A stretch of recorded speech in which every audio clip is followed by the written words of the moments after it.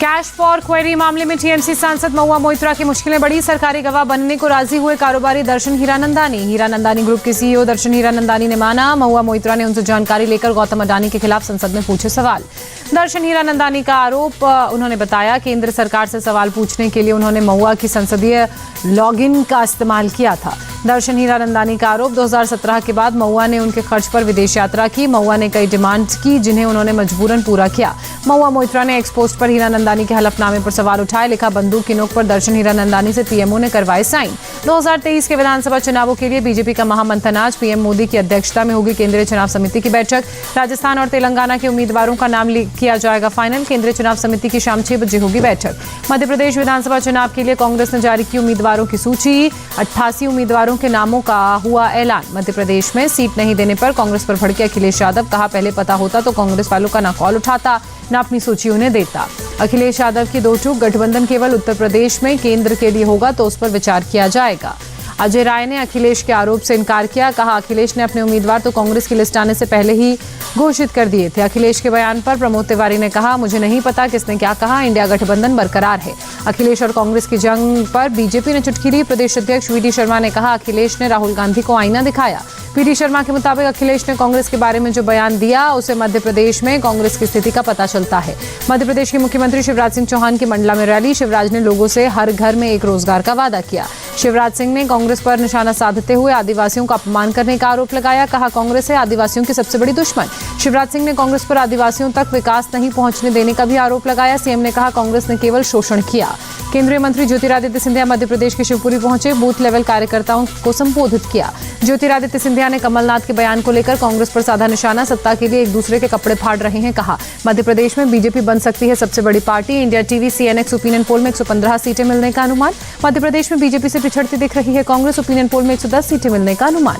मध्य प्रदेश में मुख्यमंत्री पद के लिए पहली पसंद है शिवराज। सर्वे में मिला 44% सपोर्ट। कमलनाथ को 39% मिला लोगों का समर्थन। मध्य प्रदेश चुनाव में तंत्र मंत्र की हुई एंट्री। कमलनाथ की जीत के लिए उज्जैन के शमशान में साधना करते साधक का वीडियो वायरल। केंद्रीय मंत्री रामदास अठावले का निशाना। कमलनाथ कर रहे हैं तंत्र मंत्र, हमें चाहिए लोकतंत्र। छत्तीसगढ़ के लिए बीजेपी स्टार प्रचारकों की लिस्ट जारी। 40 प्रचारकों में पीएम मोदी, अमित शाह का नाम। तेलंगाना में भी राहुल गांधी ने उठाए जातिवार जनगणना का मुद्दा। कहा, सत्ता में आए तो कराएंगे जनगणना। राहुल गांधी बोले, देश में सबसे ज्यादा करप्शन तेलंगाना में, यहां सरकार पर एक ही परिवार का पूरा कंट्रोल। वंशवाद वाले बयान पर केटी रामाराव का पलटवार। कहा, राहुल कौन है सोनिया राजीव के बेटे और राजीव कौन है इंदिरा के बेटे। बीजेपी सांसद तेजस्वी सूर्या का निशाना। देश में कांग्रेस पार्टी खत्म होने की कगार पर है। 5 राज्यों में बीजेपी जीतेगी। अगला लोकसभा चुनाव नहीं लड़ेंगे एनसीपी चीफ शरद पवार। सूत्रों के हवाले से खबर। सीतामढ़ी में प्रशांत किशोर का बीपीएससी बिहार शिक्षा भर्ती के नियुक्ति पत्र पर सवाल। कहा, महागठबंधन सरकार साल भर में सरकारी नौकरी दे तो उनका झंडा लेकर घूमूंगा। प्रशांत किशोर ने निशाना साधते हुए कहा, महागठबंधन वालों ने जिस 10 लाख नौकरी की बात की थी उसे साल भर हो गए पूछा 10 लाख के मुकाबले कितनों को नौकरी मिली। बिहार के डेप्यूटी सीएम तेजस्वी यादव अपने पैतृक जिला गोपालगंज पहुंचे। थावे दुर्गा मंदिर में विशेष पूजा की। तेजस्वी यादव ने पर्यटन विभाग की 75 करोड़ की लागत से 32 परियोजनाओं का शिलान्यास किया। एक सभा को भी संबोधित किया। उत्तर प्रदेश के मिर्जापुर में कात्यायनी मंदिर में भक्तों की भीड़। नवरात्र के छठे दिन श्रद्धालुओं की भीड़। नवरात्र के छठे दिन गुजरात में भी धूम। सूरत के अंबिका निकेतन मंदिर में पूजा अर्चना की गई। भुवनेश्वर में पारंपरिक तरीके से ट्रांसजेंडर समुदाय के लोग दुर्गा पूजा कर रहे हैं। कलश यात्रा निकालकर पूजा की शुरुआत की। नवरात्र के छठे दिन नलबाड़ी में बिहमपुर दुर्गा पूजा पंडाल में सीएम ममता ने की पूजा। मनसा कोर्ट में लॉरेंस बिश्नोई की वर्चुअल पेशी। सिद्धू मूसेवाला के पिता बोले, वीडियो कॉन्फ्रेंसिंग से ठीक से नहीं किया पेश। जालंधर के लंबरा में ट्रिपल मर्डर से मचा हड़कंप। हरप्रीत नाम के शख्स ने अपने पिता, मां और भाई को मारी गोली। तीनों की मौके पर मौत। पुलिस ने संपत्ति विवाद में हत्या की आशंका जताई। हथियार जब्त कर आरोपी की तलाश जारी। दिल्ली में वायु प्रदूषण में हल्का सुधार। ओवरऑल AQI 108 लेवल पर दर्ज किया गया। लोधी रोड पर 96 के संतोषजनक स्तर पर रिकॉर्ड। मुंबई में भी मिड लेवल पर एयर पोल्यूशन। नरिमन पॉइंट में 119 लेवल पर दर्ज हुआ एयर क्वालिटी इंडेक्स। तमिलनाडु के चिंगलपट्टू में आध्यात्मिक गुरु आदि गलर का निधन। अंतिम श्रद्धांजलि देने वालों का तांता लगा।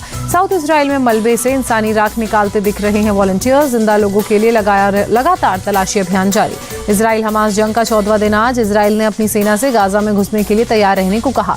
हमास हमले पर अमेरिकी राष्ट्रपति जो बाइडेन ने कहा, फिर बढ़ रहा 9/11 के बाद जैसा इस्लामोफोबिया। अमेरिकी राष्ट्रपति जो बाइडेन ने ईरान और रूस पर भी साधा निशाना। कहा, हमास और दूसरे आतंकवादी समूहों को बढ़ावा देने के लिए जिम्मेदार। बाइडेन ने दिल्ली में G20 में पास हुए भारतीय मध्य पूर्व यूरोप रेल कॉरिडोर का जिक्र किया। कहा, मिडिल ईस्ट में बेहतर भविष्य के निर्माण का प्रयास। पीएम मोदी ने फिलिस्तीन के राष्ट्रपति से बात की। गाजा के अस्पताल में लोगों की मौत पर संवेदना जताई। फिलिस्तीन को मानवीय मदद देने की बात कही।